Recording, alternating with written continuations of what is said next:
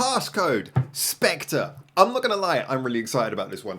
I'm getting to this a few days late. Just again, my schedule's been really crazy, and I want to, whenever I do these kind of reactions, I want to sit down and just set everything up and do it properly, especially when it's something like this I'm really excited about.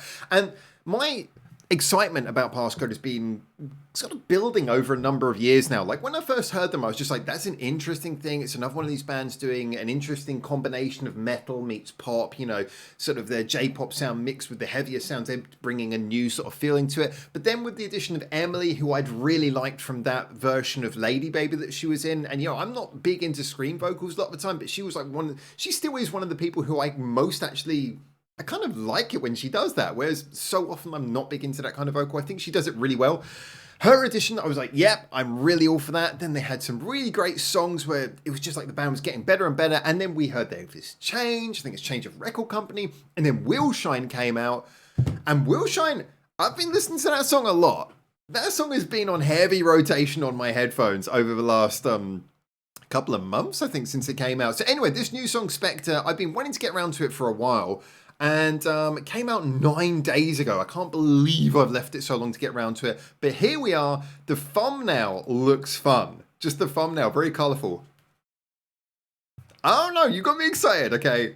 With everything that's been going on with Passcode, with that bright, colourful thumbnail, a lot of stuff's got me excited here. So I am genuinely really looking forward to this. So yeah, we're going to jump in with this. Just a quick reminder, as I always do, first of all, remember to check out the music video that I directed with the wonderful musicians ASSUN from Castella, Park, and Otto from Carol Candid, upcoming Tokyo musicians. I did a song with them and a music video. Please do check it out. It's been out for like over a month and we've still not got 2,000 views, so that will be linked in the description below, as well as the new Passcode song Specter, so hopefully you'll check that out too. But let's go!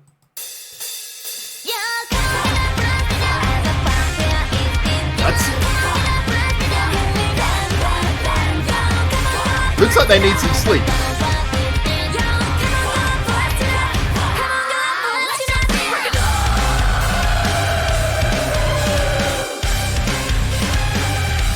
Oh, I'm loving the dancey vibe, like heavy metal dance vibe going on here.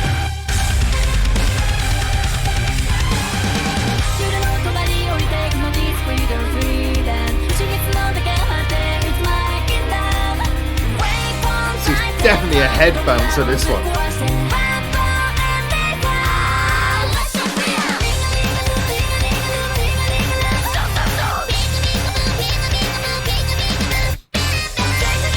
Yeah, the vibe is totally different, but again, very effective. Is it going to pay off in the chorus?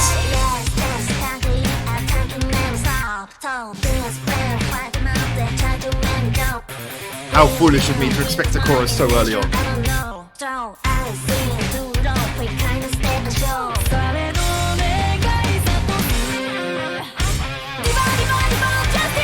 Oh, okay.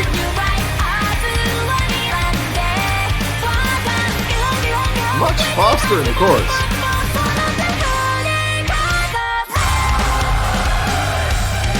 I was not expecting like a double time punky chorus.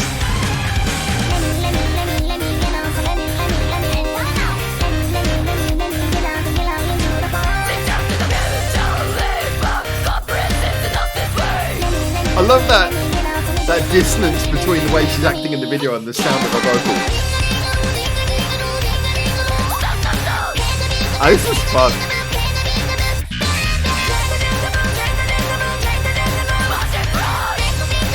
I do love the fact the video is quite fun, as she's adding a lot of... She's ghosts, of course. It's one thing to have a catchy and effective song, it's another thing when you compare it with a video that brings a lot of the band's character out. Bridge time.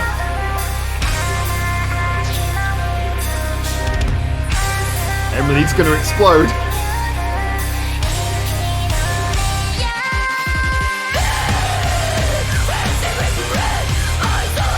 Yeah, why not? Why not?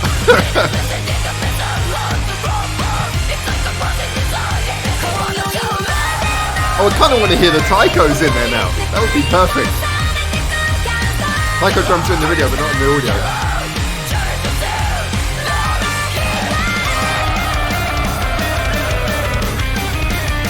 Oh, that's...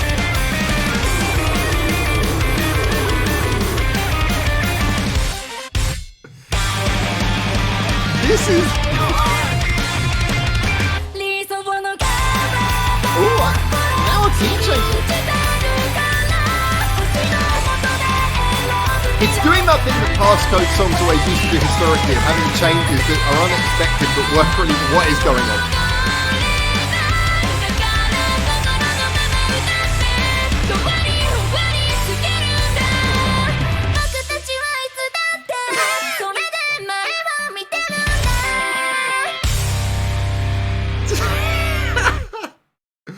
Oh, that's glorious. That's glorious. What the fuck was going on with that ending? That ending was amazing. Can we just get that last few bars again? So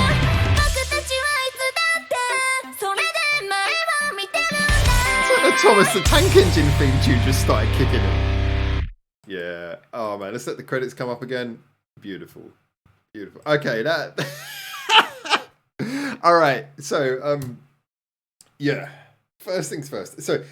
Yeah, this is interesting because I can see the direction that Passcode have gone in of recent years. I can understand how maybe it's not quite as insanely hectic as their earlier stuff. And I think that maybe some people who liked the really, really crazy stuff from their earlier career might feel a little bit like this isn't that anymore. But to me, this really does keep the DNA of what makes Passcode so, or what has always made Passcode so good. Yes, it is slightly evolved, slightly changed, but it's that feeling that the song still is very fleet-footed. It still changes very quickly. It's still willing to bounce between different ideas very, very much without any warning. And once again, like has always made Passcode so strong throughout their careers, when it does those sudden changes, they feel, you know, you can never predict where the song's going to go.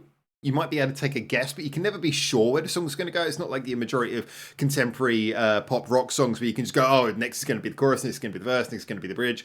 In this, it's like you don't know 100% where it's going to go, but when every time a change comes in, it feels satisfying. Like that key change, I didn't see that key change coming. I didn't think that was going to suddenly arrive there. And when it arrived, it was like, yeah, that works.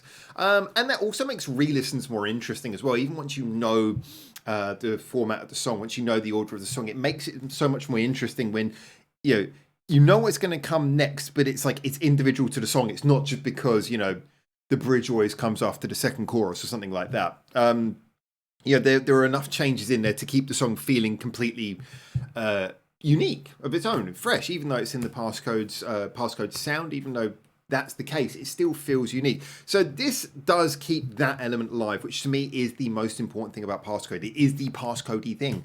And so that I really liked about it. But yes, it does also have the similar quality to Willshine in that it has a very distinct, catchy, almost sing-along-esque kind of chorus. I like those mid-tempo bits like we got in the verses and the bridge as well, where it was really headbanging. You know, you could really sort of like get a proper rhythm out there. Again, the integration between like Emily's more shouted and screamed vocals and the sung parts was nicely done. Yeah, everything sort of again, very sort of fluid, very fleet-footed, just sort of bounced over the rhythm. Yeah, they had that very distinct heavy rhythm was playing throughout, and the verses. Like that, you know, it's like you've got a very sort of clear, distinct, simple headbanging beat underneath, but the vocals are going to and fro and bouncing between various things. I just left it with such a satisfied smile in that picture, haven't we?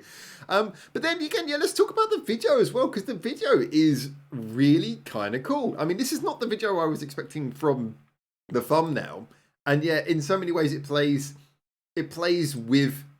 Yeah, I mean, they're having so much fun here. So there's a bit of that dark horror movie kind of imagery. I mean, so what? Like, Halloween was October the 31st, isn't it? So that was 9 days ago. So did this come out on Halloween? Maybe it did. Does it actually tell you?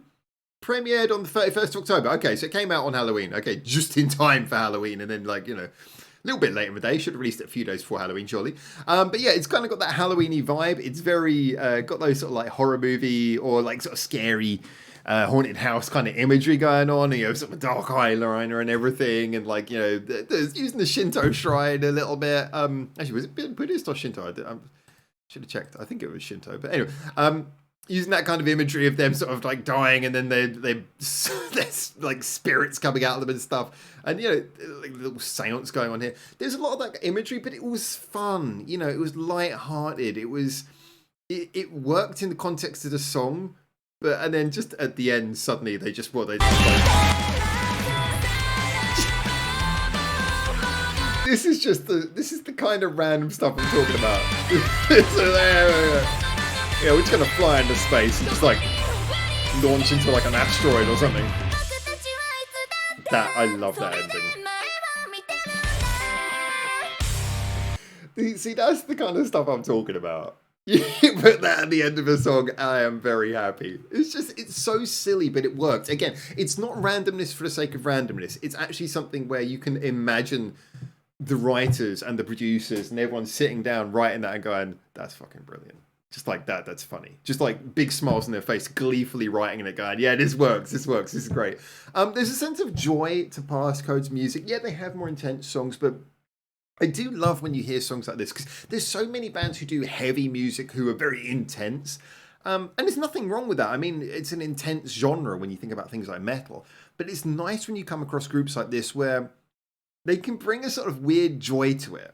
It doesn't make it any less heavy. It doesn't stop you headbanging. It doesn't stop you enjoying anything about it. But there's a sort of weird pleasure in seeing people enjoying doing something heavy, outlandish, and crazy. And yeah, I don't know. The funny thing is this current form of Passcode, certainly the vibe I'm getting from this song and the vibe I got from Willshine, it does remind me, ironically, and excuse the reference here, but not musically, but in the whole feeling, it reminds me a lot of that version of Lady Baby that I really loved. The version that had, I wish I could remember the names of all the songs now, but the version that had Emily in it, you know, like when they were that 4-piece lineup. It reminds me of that. I mean, okay, there's a new Lady Baby now. I'm not talking about that one, but that version that had Emily in, there was a feeling of like, it's heavy, but it's also a little bit crazy, a little bit unhinged, but it's also a lot of fun, like a gleeful madness. And I'm getting that vibe again. I'm getting that same vibe. I feel like I'm getting all the musicality that I enjoy from Passcode with that sort of gleeful sense of crazy, not taking themselves too seriously, but still pumping out really good quality, fun, engaging, heavy songs. That was the hallmark of that version of Lady Baby, in my opinion.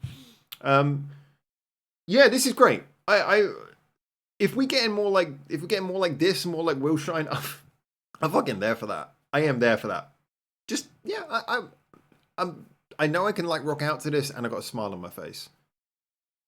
There's different types of music, but any type of music that's giving you those things, that's a good day. I'm really happy about this. I'm definitely excited for more.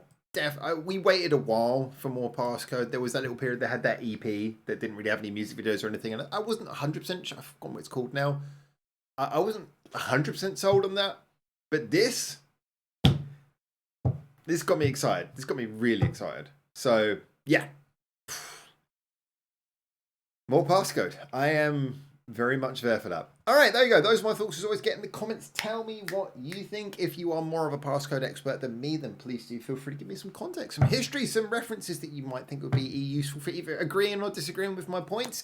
Always love the conversation. Always love to hear from you, the fans of anything we're talking about. Or if you're new to the band, give your thoughts as well. New to this song, whatever it might be. And until I hopefully see you very soon in Japan for the next one of these videos, for now, ciao, ciao.